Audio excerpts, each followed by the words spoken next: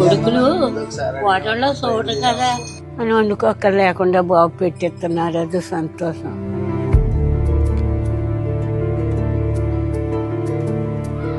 ఎవరు పెట్టుబడి లేక నాకు క్యారేజ్ రాశారండి. రాశారు 2 సంవత్సరాలు పెట్టాం.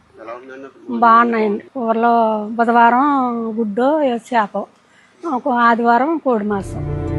పశ్చిమ గోదావరి జిల్లా భీమవరం సమీపంలోని బీరవాసరం గ్రామానికి చెందిన రైతు తులసి రాంబాబు ఇలాంటి వారికి ఇంటికే క్యారియర్ ఉచితంగా పంపిస్తున్నారు.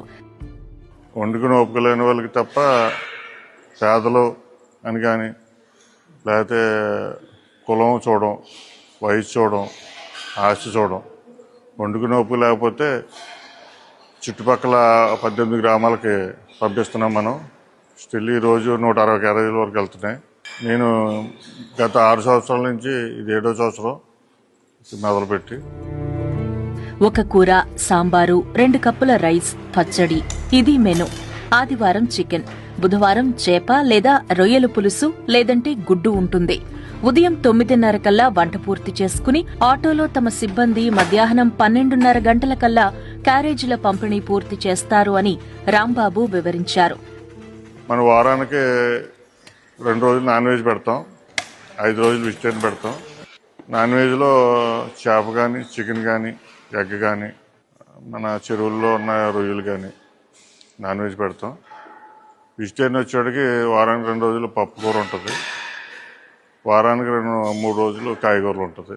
ఉదయం 6 గంటలకు స్టార్ట్ అవుతుంది వంట, సాయంత్రం మధ్యాహ్నం 9:30 స్టార్ట్ అవుతుంది ప్యాకింగ్, మధ్యాహ్నం 12:30కి ఇచ్చి రావడం జరుగుతుంది. బీరవాసరం చుట్టుపక్కల ఉన్న 18 గ్రామాల్లోని తమ పిల్లల నిరాదరణకు గురైన వృద్ధులకు, డబ్బుండి కూడా వండుకునే శక్తి లేని వారికి ఉచితంగా ఆహారం అందిస్తాము అని రాంబాబు చెప్పారు. చాలా బాగా బతికానండి. నాకు మా భార్య పోయి 4 సంవత్సరాలు అయిందండి. ఒక కుర్రోడు పరారులో ఉన్నాడండి, ఒక కుర్రోడు దూరంగా ఉంటున్నాడండి. ఇంటికాడ ఎవరు లేరండి. ఇక అతను కదా రాంబాబు ఆయన క్యారేజ్ పంపుతున్నాడు. అదే 2 పూటలు చేసుకుని కాల్చేపం చేసుకుని క్యారేజ్ 7 నెలల నుంచి వస్తుంది. చాలా బాగుంటున్నాను, చాలా బాగుంటుంది. మొత్తం పూర్తిగా చేస్తున్నాం, సరిపోతుంది, 2 పూటలు సరిపోతుంది. ప్లాస్టిక్ వాడకుండా స్టీల్ క్యారేజ్లోనే భోజనం పంపిస్తామని రాంబాబు తెలిపారు. మనం ఒక క్యారేజీలు 2 క్యారేజీలు కొంటాం ఒక మనిషికి. ఒక క్యారేజీ ఖాళీ క్యారేజీ తీసుకుని ఫుల్ క్యారేజ్ ఇస్తాం. అంటే ప్లాస్టిక్ రహితంగా, ప్లాస్టిక్ ఏం వాడకుండా పెట్టాలని ఆలోచన. మనం పెట్టి ఫుడ్ వాళ్ళకి ఎక్స్ట్రా మనకి అలా ఎనర్జీ ఇవ్వాలి తప్ప మనం చేసేది మనకి వాళ్ళకి హెల్త్ పరంగా ప్రాబ్లం రాకూడదని అరుగుదలకు కరెక్ట్గా ఉండి ఫుడ్డే రెడీ చేస్తాం.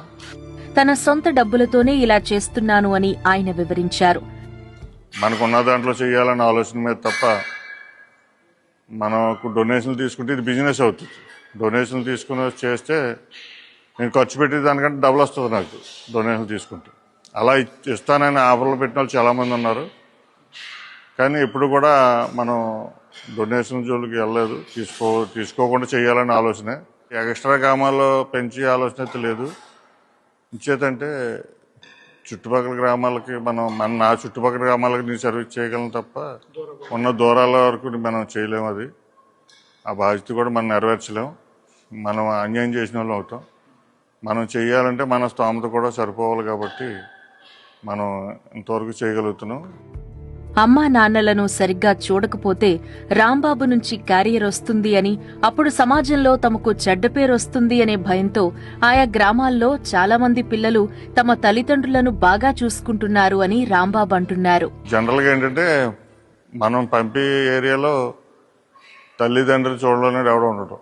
అంటే క్యారేజీ అంటే భయం పెట్టలేని వాళ్ళకి. కొద్ది పరపతుండి అతను కొంచెం సంఘంలో కొంచెం పలుకుబడి ఉన్న వ్యక్తులు అయితే అలా తల్లిదండ్రులు చూడకపోతే రాంబాబు క్యారేజీ పంపితే ఆ పలుకుబడికి ఇమేజ్కి దెబ్బతింటుందని ఆ భయం మీద ఎక్కువ తల్లిదండ్రులు బాగా చూస్తున్నారు. దీని కాన్సెప్ట్ ఒకటే అండి, సర్వీస్ కానీ సేవ కానీ అనకూడదని నా ఆలోచన. బాధ్యతనే చెప్పాలి.